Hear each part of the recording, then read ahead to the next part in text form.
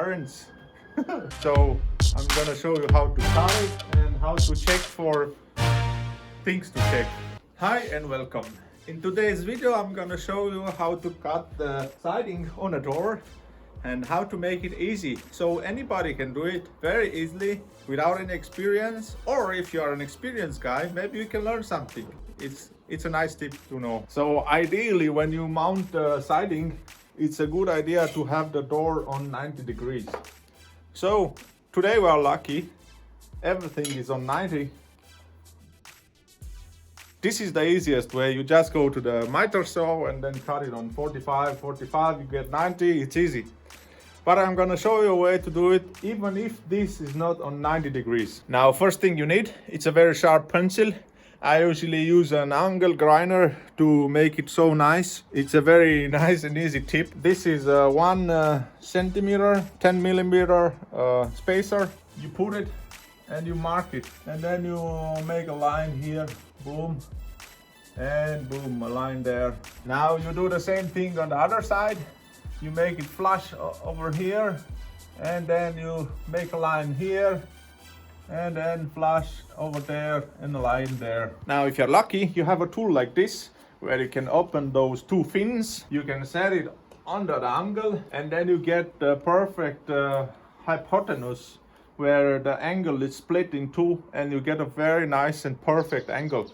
But since I'm sure many people don't have this, I'm gonna show you how to do it without, in a very easy and smart way. Now if you want to do it as I told you, without this special tool, then you take the spacer again, you mark somewhere here a new reference line. It's important you have the same reference point all over around. You take a piece of the siding. This is a very nice siding. You can see it's made in such way that if the door is a little bit out of the wall or a little bit inside, then you can use this gap to offset the difference.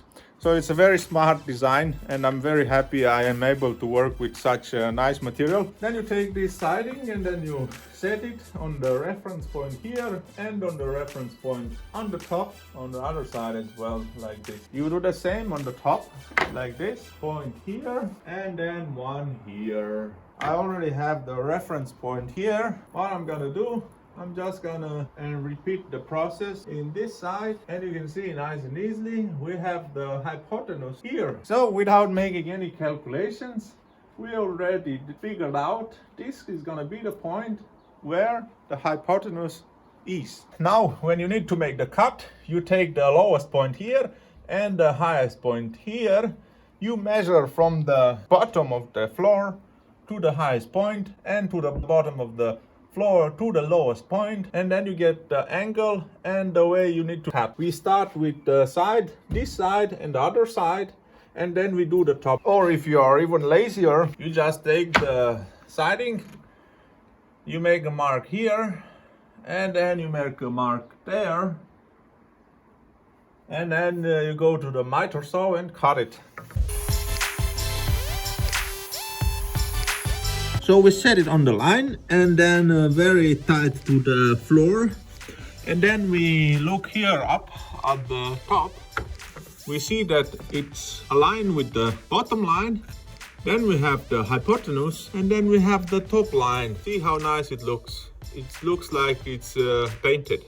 Now the wood usually works. To stop that, I use some building adhesive, fit it in place so it gets less chances to move around. I usually do it in a few places like this, so I have an extra insurance that it will not crack or move or all that weird stuff. Then I use a brad nailer.